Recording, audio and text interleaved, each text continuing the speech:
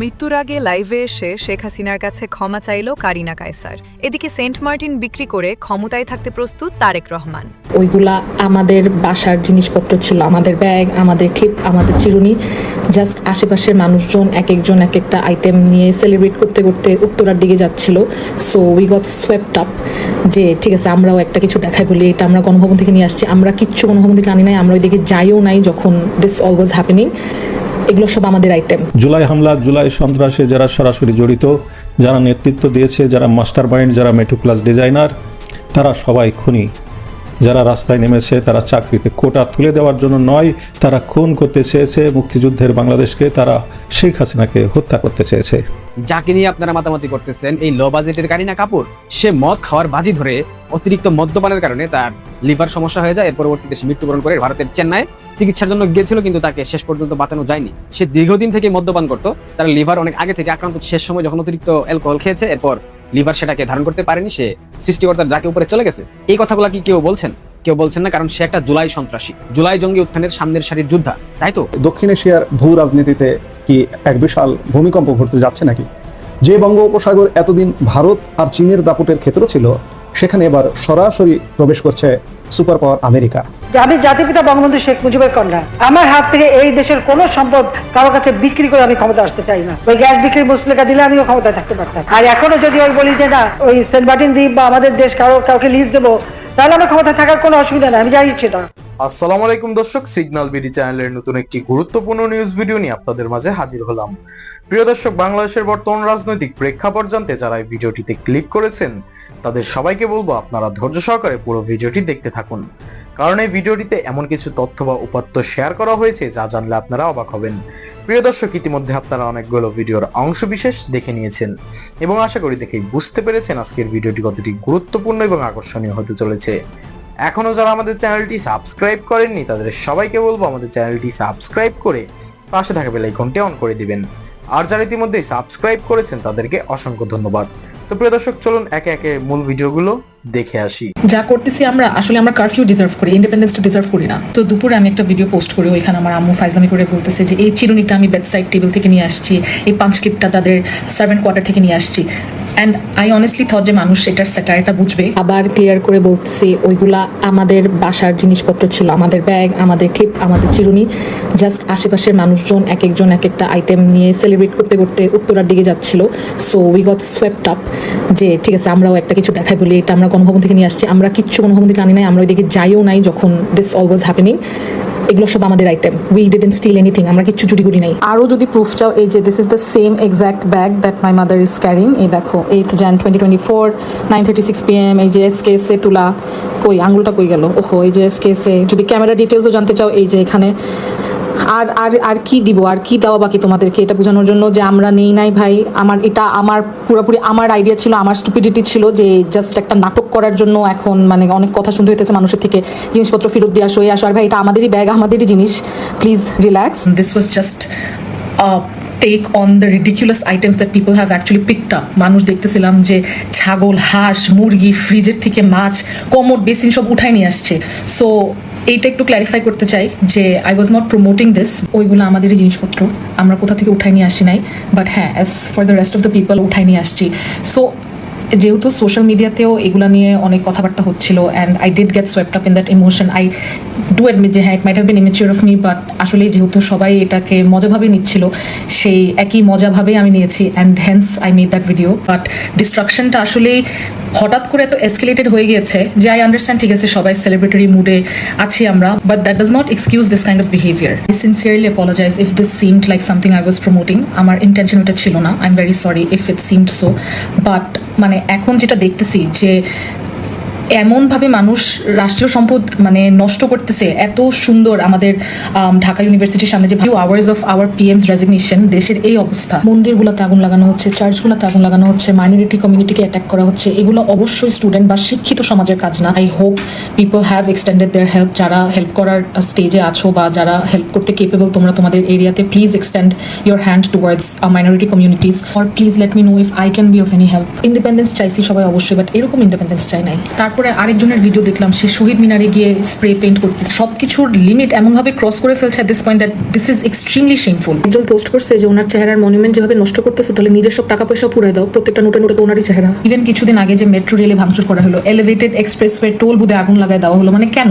এগুলো রাষ্ট্রীয় সম্পদ, এগুলো আমাদের জন্য ফ্যাসিলিটিসগুলো দেয়া, আমাদের অ্যাসেটস, এগুলা চিরকাল এগুলো আমরাই ব্যবহার করব। সরকারের সাথে রাষ্ট্রীয় সম্পদ, ধর্মীয় সম্পদ, হিস্টোরিক্যাল মনুমেন্টস এগুলো ওভারল্যাপ করে না। এই স্টুডেন্টদের প্রিটেন্সে অনেক ফাউল প্লে হচ্ছে, অনেক এক্সটার্নাল মানুষ, অনেক থার্ড পার্টির মানুষ, অনেক থার্ড ক্লাস মানুষ ঢুকে জিনিসটাকে অনেক নোংরা বানায় ফেলছে। স্টুডেন্টরা আমাদের জন্য যে স্বাধীনতাটা অর্জন করে দিয়েছে, সভ্যভাবে না হয় ওইটাকে আমরা ধরে রাখার চেষ্টা করি। জুলাই হামলা, জুলাই সন্ত্রাসে যারা সরাসরি জড়িত, যারা নেতৃত্ব দিয়েছে, যারা মাস্টার মাইন্ড, যারা মেট্রোক্লাস ডিজাইনার, তারা সবাই খুনি।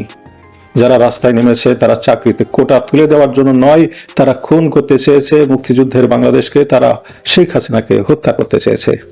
রাস্তায় যারা নেমেছে তাদেরকে মুগ্ধের সরবরাহ করা পানিতে ক্যাপটাগন ড্রাগ মিশিয়ে দেওয়া হয়েছে।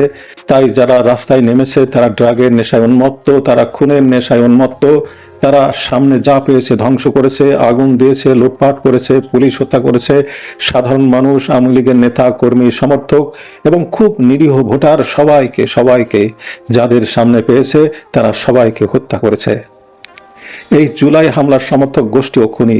তারা খুনকে সমর্থন করে, তারা ফেসবুক প্রোফাইল লাল করে খুন করা সমর্থন করেছে, তারা দায় মুক্তিকে সমর্থন করেছে।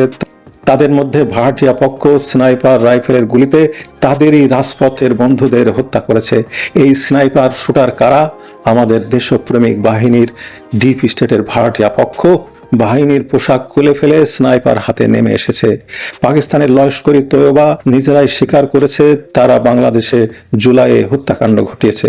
আইএসআই, তার্কির, এমআইটির স্নাইপাররা রাজপথের উন্মত্ত জনতার মধ্যে গুলি চালিয়ে লাশ ফেলেছে। এই লাশ ফেলার উদ্দেশ্য হচ্ছে এই লাশের দায় শেখ হাসিনার উপর চাপিয়ে শেখ হাসিনাকে হত্যা করা, আর শেখ হাসিনাকে হত্যার দায় উত্তেজিত জনতার উপর চাপানো। এই উত্তেজিত জনতা গণভবনে ঢুকেছিল, এই উন্মত্ত জনতা শেখ হাসিনাকে পেলে বাঁচিয়ে রাখত। এই কারিনার পরিবার, এই কায়সার আহমেদের পরিবার, এই লোপা কায়সারের পরিবার গণভবনে শেখ হাসিনাকে হত্যা করতেই গিয়েছিল। এরা সবাই খুনি। জুলাই, আগস্ট ও পরবর্তী সব হত্যায় এদের দায় রয়েছে। এরা এই হত্যাকে সমর্থন করেছে, হত্যার দায় মুক্তিকে সমর্থন করেছে। এরা সবাই খুনি। ডিপ স্টেট ও ইউনুস গণভবনে শেখ হাসিনাকে হত্যা করে বঙ্গোপসাগরে ফেলে দিতে চেয়েছিল। জামাত, হেফাজত, হিজবুতিরা পিটিয়ে হত্যা করে উলঙ্গ করে ক্রেনে ঝুলিয়ে ঢাকা শহরের পথে পথে ঘোরানোর পর কোনো রাস্তার মোড়ে ঝুলিয়ে রাখতে চেয়েছিল। আর বিএনপি শেখ হাসিনাকে হত্যায় সমর্থন দিয়েছিল। তারা যখন হত্যা করতে ব্যর্থ হলো তখন গণভবন লুটপাট করলো, শেখ হাসিনার অন্তর্বাস প্রদর্শন করে উল্লাস করলো।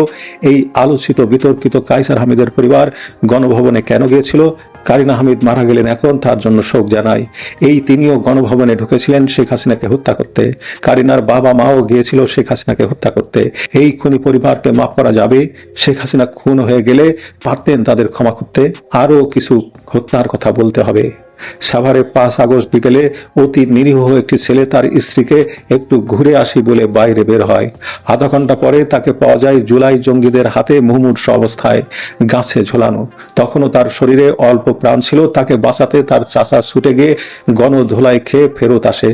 নিজের চোখের সামনেই চাচা দেখলো গাছে লটকানো অবস্থায় পানি পানি করতে করতে ভাতিজার শেষ নিঃশ্বাসটুকু কেমন করে বের হয়ে গেল। তার অপরাধ? তাকে নাকি দেখতে আবু সাইদের হত্যাকারী পুলিশ বলে মনে হয়েছে। রংপুরে খুনহা আবু সাইদের আরোপিত খুনি নাকি সাভারে 25 বছর বয়সী ক্লিন শেপ চেহারা নিয়ে ঘুরে বেড়াচ্ছে। এখানে প্রশ্ন করে আবু সাইদকে হত্যা করলো কারা? আবু সাইদের হত্যাকারী তারই শিবিরের বন্ধুরা। দায় চাপানো হলো পুলিশ ও শেখ হাসিনার উপর। অথচ সাভারের এই ছেলের প্রোফাইল ঘেটে দেখা যায় সে নিজেই অনলাইনে জুলাইয়ের পক্ষের লোক। 5 আগস্ট বিকেলে হয়তো আনন্দ উদযাপন করতে একটি ছোট পরিবার রেস্টুরেন্টে খেতে যায়। ফুটফুটে এক বাচ্চাও ছিল তাদের। তারা জানতোই না ওটাই তাদের শেষ খাবার। তারা জানতোই না একটু পরে কেবলমাত্র লীগ নেতার মালিকানা থাকায় সেই রেস্টুরেন্টে জুলাই জঙ্গিরা আগুন লাগাবে এবং সেখানেই তারা সপরিবারে পুড়ে মরবে। জুলাই জঙ্গিরা আওয়ামী লীগ নেতাদের বাড়িতে আগুন দিতে গিয়ে নিজেরাই সহযোদ্ধাদের পুড়িয়ে মেরেছে। এরকম অন্তত 308 জনের নাম আমাদের কাছে আছে। এদের মধ্যে 58 জন জুলাই শহীদ গেজেট প্রাপ্ত। মাসুদ, তামিমুল্লাহ সহ 10,000 আওয়ামী লীগারদের রক্তের দাগ তো তাদের হাতে লেগে আছেই। এইসব অপরাধ তাদের সারা জীবন তাড়া করে বেড়াবে। হয়তো তাদের নিয়তি এভাবেই সেট করা হয়ে গেছে। এই জুলাই জঙ্গিদের নৈতিক ভিত্তি সেদিনই ধসে গেছে, যেদিন গণভবনে হামলা, ধানমন্ডি 32 ভাঙচুর, মুক্তিযুদ্ধের ভাস্কর্য ভাঙচুর করা হয়েছে। দুনিয়ার যে প্রান্তে যাক, তারা এ থেকে মুক্তি পাবে না। দয়া করে কারিনা কাইসারের মতো অগুরুত্বপূর্ণ কারো মৃত্যুকে নিয়ে হাসি ঠাট্টা করে এদের এই পাপের ভার কমাতে দেন না। এদেরকে এভাবেই যন্ত্রণায় বিদ্ধ হতে দেন। জীবনের প্রতিটি মুহূর্ত এদের কাটবে অনিশ্চয়তায়, উৎকণ্ঠায়, ভয়াবহ যন্ত্রণায় কাতর হয়ে। কি অসহনীয় হবে তাদের সেই বেঁচে থাকা। আওয়ামী লীগ মানবিক মানুষের দল, সাধারণ মানুষের দল। এদের মধ্যে সবচেয়ে বড় মানবিক স্বয়ং বঙ্গবন্ধু। তিনি রাজাকার শাহজিবুর রহমানকে বন্দী রেখে তার পরিবারকে খরচ পাঠানোর ব্যবস্থা করতেন। যিনি জীবনের শেষ দিন অবধি সেই ভাসানীকে খরচের টাকা পাঠিয়েছেন, সেই ভাসানী মুজিবের হত্যার পরদিন হত্যাকারীদের অভিনন্দন জানিয়ে এসেছেন। এই উদারতা বঙ্গবন্ধুর জন্য ভালো কিছু বয়ে আনেনি। নিজের জীবন দিয়ে তিনি এই মানবিকতার দাম চুকিয়েছেন। কিন্তু এটাই রাজনীতি, কিচ্ছু করার নেই। এই মানবিকতা, এই উদারতা আওয়ামী লীগের মধ্যে আছে বলেই কোটি মানুষ আজও আওয়ামী লীগকে সমর্থন করে। এই উদার মানবিকতা বাদ দিলে রাজনীতি থাকে না। আর আওয়ামী লীগের পক্ষে গণমানুষের পাশে দাঁড়ানোর নৈতিক শক্তি হয়তো থাকে না। গণমানুষের পাশে দাঁড়ানোর নৈতিক শক্তি নেই বলেই বাংলাদেশের আর সব দল জামাত ও জুলাই জঙ্গিতে পরিণত হয়েছে। আবারও বলছি, কারিনা কাইসারের মতো অগুরুত্বপূর্ণ কারো মৃত্যুকে নিয়ে হাসি ঠাট্টা করে বাকিদের পাপের ভারকে হালকা করবেন না। আপনাকে বলছি না যে কারিনার মৃত্যুতে শোকে মুহ্যমান হয়ে পড়া লাগবে। অন্তত চুপ থেকে তার পরিবারকে মেয়ের শোক পুরোপুরি অনুভব করতে দিন, হাজার হাজার মৃত্যুর শোক অনুভব করতে দিন। 2001-এ বিএনপি ক্ষমতা এসেছিল কিভাবে? তখন তো গ্যাস বিক্রি করার মুচলেকা দিয়েই ক্ষমতা এসেছিল। তাহলে এখন তারা দেশ বিক্রি করবে নাকি সেন্ট মার্টিন দ্বীপ বিক্রি করার মুচলেকা দিয়ে আসতে চায়? আমি তো এটুকু বলতে পারি যে আমি জাতিপিতা বঙ্গবন্ধু শেখ মুজিবের কন্যা। আমার হাত থেকে এই দেশের কোনো সম্পদ কারো কাছে বিক্রি করে আমি ক্ষমতা আসতে চাই না। ওই গ্যাস বিক্রির মুচলেকা দিলে আমিও ক্ষমতায় থাকতে পারতাম। আর এখনো যদি ওই বলি যে না, ওই সেন্ট মার্টিন দ্বীপ বা আমাদের দেশ কাউকে লিজ দেবো, তাহলে আমার ক্ষমতা থাকার কোনো অসুবিধা নেই, আমি জানি সেটা।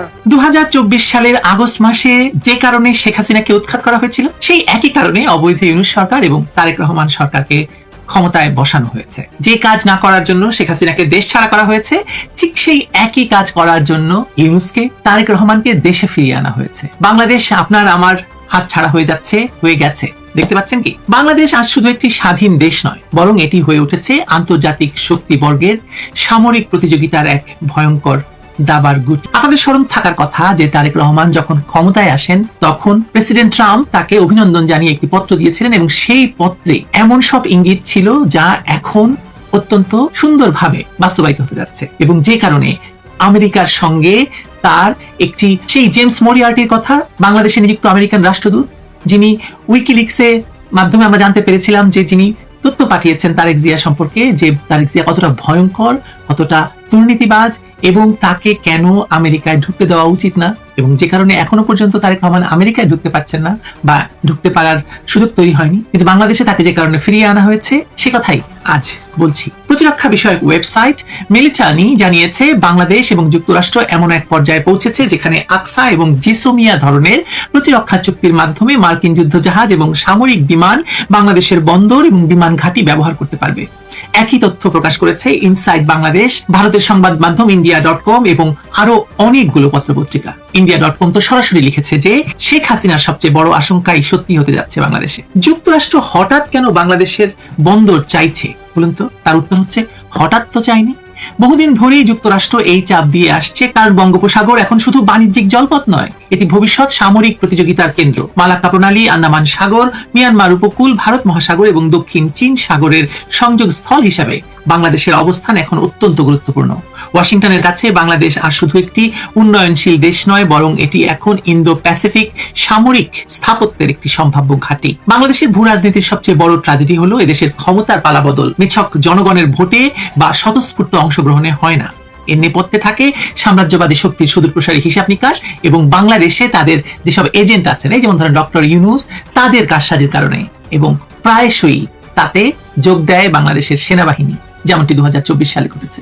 2024 সালে তথাকথিত গণ অভ্যুত্থান বা বিপ্লব নিয়ে এদেশের সাধারণ মানুষের সামনে যে আবেগ ঘন গল্প বিক্রি করা হয়েছে জুলাই যুদ্ধের, তার আড়ালে লুকিয়ে আছে এক ভয়াবহ আন্তর্জাতিক ষড়যন্ত্র।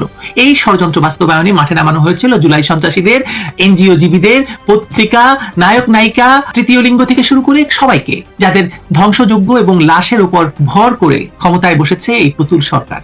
শেখ হাসিনা দীর্ঘদিন ক্ষমতায় ছিলেন কারণ তিনি প্রতিটি শক্তিবর্গের সঙ্গে বাংলাদেশের স্বার্থ বিকিয়ে দিয়ে কিছু করেননি, বরং একটি ভারসাম্য বজায় রেখে চলার চেষ্টা করেছিলেন। কিন্তু যখন ইন্দো প্যাসিফিক কৌশল, বঙ্গোপসাগরের সামরিক গুরুত্ব এবং চীনের বিরুদ্ধে মার্কিন অবস্থান আরো আক্রমণাত্মক হয়ে উঠল, তখন শেখ হাসিনার সঙ্গে ওয়াশিংটনের চূড়ান্ত দূরত্ব তৈরি হতে শুরু করলো। তিনি পশ্চিমা শর্তে মাথা নত করেননি বলেই তাকে ক্ষমতা ছাড়তে হয়েছে। পিরিয়ড। এর চেয়ে বড় কোনো সত্যি নাই। যত যাই বলুন না কেন, তার অপশাসন, গণতন্ত্রহীনতা, ভোট দেননি, নানা রকম কথা আছে, ফ্যাসিস্ট হয়ে উঠেছেন এবং তিনি কর্তৃত্ববাদী হয়ে উঠেছেন, বহু কিছু বলতে পারেন তার সম্বন্ধে। কিন্তু তিনি পশ্চিমা শর্তে রাজি হননি, সে কারণে তাকে ক্ষমতাচ্যুত করা হয়েছে। এর বাইরে অন্য কোনো সত্য নেই, কারণ বাংলাদেশের এইসব গণতন্ত্র, বাংলাদেশের মানবাধিকার, এইসব নিয়ে পশ্চিমারা থোড়াই কেয়ার করে। আজকে আন্তর্জাতিক গণমাধ্যম এবং বিভিন্ন প্রতিরক্ষা বিষয়ক সংবাদ মাধ্যমে অত্যন্ত উদ্বেগজনক খবর প্রকাশিত হচ্ছে।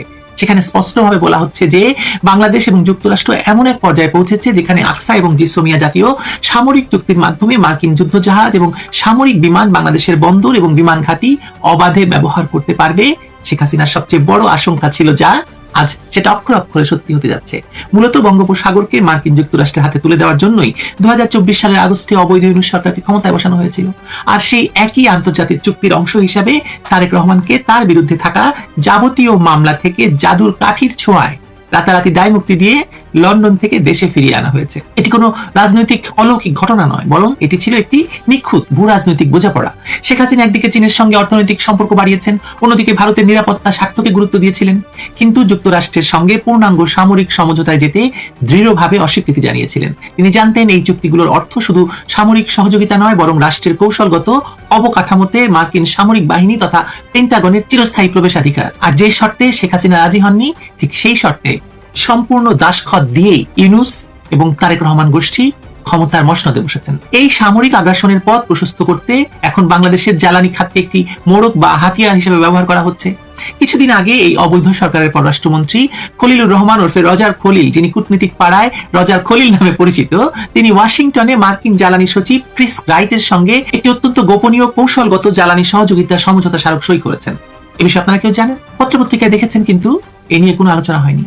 বিস্ময়কর ব্যাপার হলো, এই অত্যন্ত গুরুত্বপূর্ণ চুক্তিটি স্বাক্ষরের আগে বাংলাদেশের জ্বালানি মন্ত্রণালয়, আইন মন্ত্রণালয় কিংবা পেট্রো বাংলার কোনো কর্মকর্তাই বিন্দুমাত্র অবগত ছিলেন না। দেশে কোনো যাচাই বাছাই বা ভেটিং ছাড়া তার এজেন্ডা বাস্তবায়নে তিনি এই তড়িঘড়ি চুক্তি করলেন। এমনিতেই আমাদের প্রাকৃতিক গ্যাস সরবরাহের প্রায় 60% মার্কিন কোম্পানি শেভরনের নিয়ন্ত্রণে, এবং শেভরন এবং মার্কিন যুক্তরাষ্ট্রের অ্যাম্বাসেডর বসে ঠিক করেন যে বাংলাদেশের মানুষ কতটুকু গ্যাস পাবে আর কতটুকু পাবে না। এবং এলএনজি সরবরাহের চাবিকাঠি তার হাতে, এক্সেলারেট এনার্জির হাতে। এই এক্সেলারেট এনার্জির প্রতিনিধিকে পিটার হাস। মানে কতগুলো সমীকরণ দেখেন, একদম মানে দুয়ে দুয়ে যে 4 হয় মিলানো যায়, আপনারা মেলাতে পারবেন। এই নতুন চুক্তির ফলে বঙ্গোপসাগরের তেল গ্যাস অনুসন্ধানের ক্ষেত্রে মার্কিন কোম্পানিগুলোকে একচেটিয়া অগ্রাধিকার দেওয়া হচ্ছে। ভূতাত্ত্বিক জরিপের নামে পেট্রো বাংলার সাথে যৌথ কাজের আড়ালে মূলত বঙ্গোপসাগরের কৌশলগত নিয়ন্ত্রণ পরোক্ষভাবে পেন্টাগনের হাতে তুলে দেওয়া হচ্ছে। কারণ মালাক্কা প্রণালী, আন্দামান সাগর, মিয়ানমার উপকূল, দক্ষিণ চীন সাগরের সংযোগস্থল হিসাবে বঙ্গোপসাগর এখন শুধু বাণিজ্যিক জলপথ নয়, এটি চীনকে ঘিরে ফেলার মার্কিন কৌশলের মূল সামরিক কেন্দ্রবিন্দু। এই ভয়ঙ্কর দেশবিরোধী তৎপরতা এবং সার্বভৌমত্ব বিকিয়ে দেওয়ার কাজ নির্বিঘ্নে চালিয়ে যাওয়ার জন্য অবৈধ ইউনূস সরকারের বর্ধিত সরকার তথা বর্তমান ক্ষমতাসীন বিএনপি দেশের অভ্যন্তরে এক শ্বাসরুদ্ধকর ভীতির রাজত্ব কায়েম করেছে। তারা তাদের রাজনৈতিক পেশিশক্তি হিসেবে মাঠে নামিয়েছে বাংলাদেশের ইতিহাসের সবচেয়ে ঘৃণ্য অপশক্তি যুদ্ধাপরাধীর দল জামায়াত ইসলামী, তাদের সশস্ত্র সংগঠন ইসলামী ছাত্র শিবির আর জুলাই সন্ত্রাসী এনসিপি কে। মুক্তিযুদ্ধের চেতনায় বিশ্বাসী দেশপ্রেমিক এবং প্রগতিশীল শক্তি যেন দেশের সমুদ্র বন্দর বিদেশি যুদ্ধ জাহাজের জন্য খুলে দেওয়ার বিরুদ্ধে কোন রকম টু শব্দ করতে না পারে, সেজন্য দেশের প্রতিটি আনাচে কানাচে জামায়াত শিবিরের ক্যাডারদের লেলিয়ে দেওয়া হয়েছে। আওয়ামী লীগকে নিষিদ্ধ করা হয়েছে, আওয়ামী লীগের রাজনীতি করতে দেওয়া হচ্ছে না, আওয়ামী লীগের নেতাকর্মীদের গ্রেপ্তার করা হচ্ছে, হত্যা করা হচ্ছে। জুলাই সন্ত্রাসীদের তথাকথিত বীরের মর্যাদা দিয়ে সমাজে এমন এক নৈরাজ্য এবং ভীতিকর পরিস্থিতি তৈরি করা হয়েছে যাতে সাধারণ মানুষ এই নীরব রাষ্ট্রদ্রোহিতার প্রতিবাদ করার সাহস পর্যন্ত হারিয়ে ফেলে। বিএনপি এবং জামায়াতের এই অশুভ আঁতাত মূলত বিদেশি প্রভুদের স্বার্থ রক্ষার জন্য একটি ভাড়াটে লাঠিয়ালদের ভূমিকা পালন করছে। দেশের সংসদে কোনো বিতর্ক নেই, জাতীয় নিরাপত্তা নিয়ে কোনো উন্মুক্ত আলোচনা নেই, অথচ রাষ্ট্রের বন্দর বিদেশি যুদ্ধ জাহাজের জন্য উন্মুক্ত করার মতো আত্মঘাতী সিদ্ধান্ত রাতের অন্ধকারে নিয়ে ফেলা হচ্ছে। ইতিহাসের এক নির্মম পরিহাসের ভেতর বাংলাদেশ পড়েছে। একসময় শেখ হাসিনার বিরুদ্ধে অভিযোগ তোলা হতো যে তিনি নাকি ভারতের কাছে দেশ বিক্রি করে দিয়েছেন, অথচ আজ সেই বাংলাদেশকেই অনেক বড় এবং আগ্রাসী এক পরাশক্তির সামরিক খেলায় নিলামে তোলা হয়েছে। চট্টগ্রাম বন্দর, পায়রা বন্দর, মাতার বাড়ির গভীর সমুদ্র বন্দর নিয়ে বহুদিন ধরেই যুক্তরাষ্ট্রের আগ্রহ ছিল। ইতিপূর্বে মার্কিন নৌবাহিনীর যুদ্ধজাহাজ বাংলাদেশে এসেছে, যৌথ মহড়া হয়েছে, কিন্তু সেগুলোর কোনোটি স্থায়ী সামরিক প্রবেশাধিকারের চুক্তি ছিল না। আজ নতুন শক্তিগুলো বাংলাদেশের সামরিক এবং কৌশলগত অবকাঠামোকেই আন্তর্জাতিক প্রতিযোগিতার স্থায়ী ঘাঁটি বানিয়ে ফেলেছে। ভারত এই পরিস্থিতি গভীরভাবে পর্যবেক্ষণ করছে, কারণ তারা চায় না বঙ্গোপসাগরে যুক্তরাষ্ট্র এমনভাবে স্থায়ী সামরিক প্রভাব গড়ে তুলুক যা দিল্লির কৌশলগত ভারসাম্য নষ্ট করে দেয়। আবার চীনও নিশ্চয়ই এই আগ্রাসনের মুখে চুপচাপ বসে থাকবে না। ফলে বাংলাদেশ এখন সরাসরি যুক্তরাষ্ট্র, চীন, ভারত সামরিক প্রতিযোগিতার ঠিক মাঝখানে ঢুকে যাচ্ছে। আজ যদি মার্কিন যুদ্ধজাহাজ আসে, কাল তারা স্থায়ী লজিস্টিক সাপোর্ট সেন্টার চাইবে, পরশু যৌথ সামরিক কমান্ড বা গোয়েন্দা নজরদারির কাঠামো তৈরি হবে। যুক্তরাষ্ট্র কখনোই বিনা স্বার্থে কোনো দেশের পাশে দাঁড়ায় না। বাংলাদেশে ক্ষমতার রাজনীতিতে আদর্শ গণতন্ত্র কিংবা জনগণের ইচ্ছার চেয়ে আজ আন্তর্জাতিক কৌশলগত স্বার্থ অনেক বড় হয়ে গেছে। প্রিয় দর্শক, ইতিমধ্যে আপনারা আমাদের পুরো ভিডিওটি দেখেছেন। ভিডিওটি দেখে কি জানলেন এবং বুঝলেন, অবশ্যই আপনাদের মূল্যবান মতামতটি আমাদের কমেন্ট বক্সে জানাতে ভুলবেন না। এখনো যারা আমাদের চ্যানেলটি সাবস্ক্রাইব করেননি তাদের সবাইকে বলবো আমাদের চ্যানেলটি সাবস্ক্রাইব করে পাশে থাকা বেল আইকনটা অন করে দিবেন এরকম নিত্য নতুন প্রতিদিন গরম গরম নিউজ আপডেট পেতে। ধন্যবাদ সবাইকে।